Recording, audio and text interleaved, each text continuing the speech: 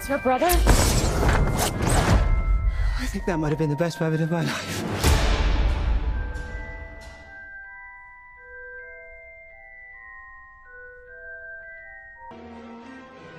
Okay, so the plot of this movie starts out literally a few months after the end of the last movie with Grindelwald in jail. He, of course, I'm sure anyone could figure out, breaks out. And then that drives the plot, because Albus Dumbledore recruits Newt Scamander from the last movie to thwart Grindelwald's plot and also find Credence, who's pretty much drives the plot over as everyone is searching for Credence. So pretty much everyone is just searching for Credence.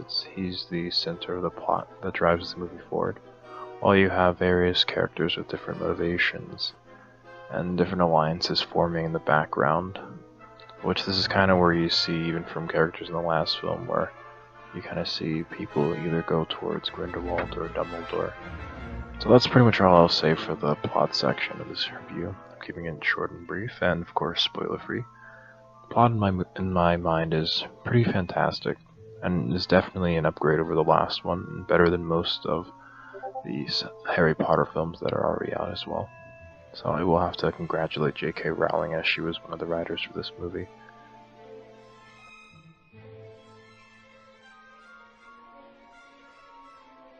My brothers, my sisters, it is said that I hate les noms magiques. I do not hate them. I do not. For I do not fight out of hatred. Magic blooms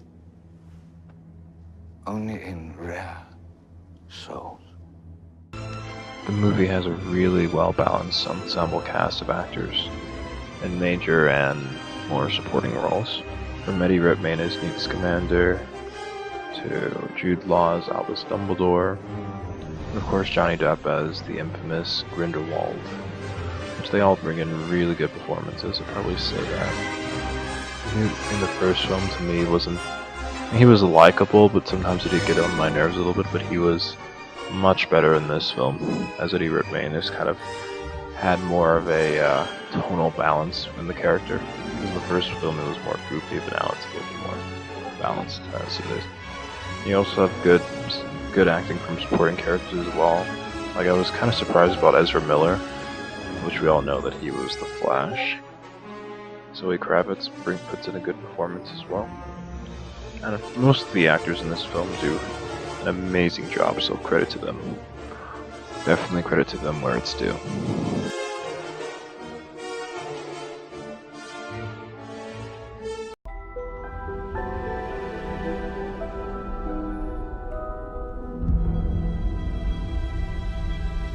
I'm scared, Professor Dumbledore.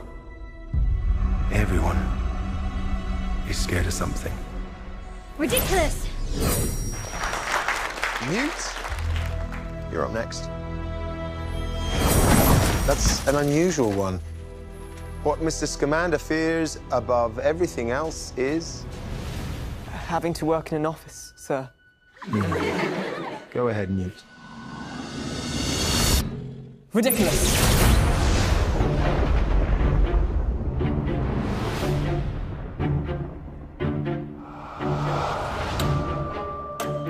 Magic blooms only in rare souls. Still, we must skulk in shadows.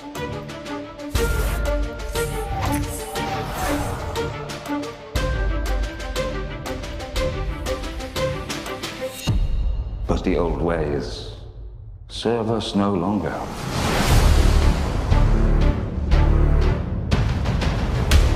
You've heard the rumors. Grindelwald had a vision that he would rise to dominance over the wizarding world. So you're asking me to help hunt him down?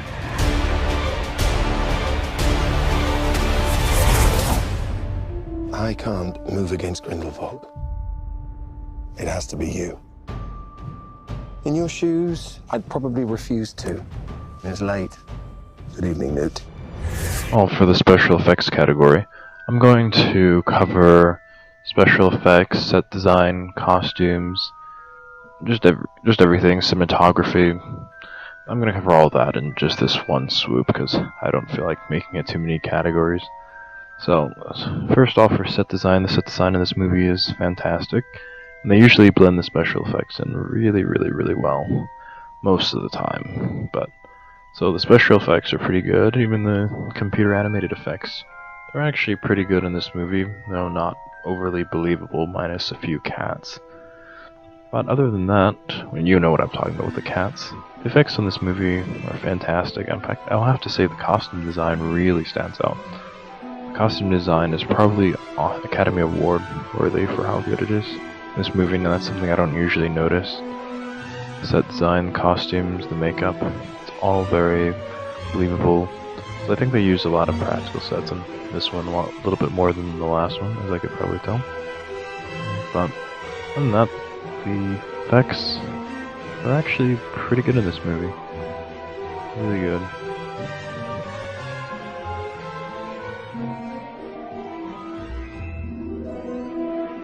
As far as we'll touch on the score for this movie is pretty good as well.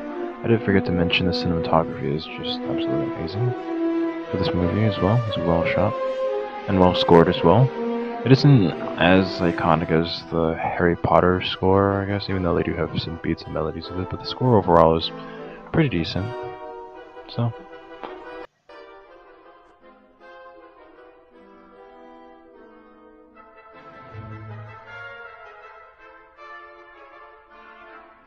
in short, the sequel is leaps and bounds ahead of its predecessor in every single way, and it improves on much of the Harry Potter universe. This is easily a top 4 Potter film, which it's kind of hard knowing that a lot of people have different favorites when it comes to these films, considering there's so many.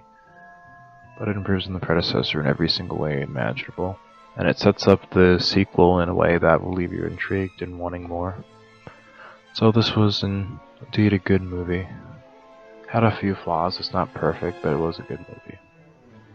Well, thank you for watching. Please comment, subscribe, and like and share this video, especially if you want me to do more movie reviews like this.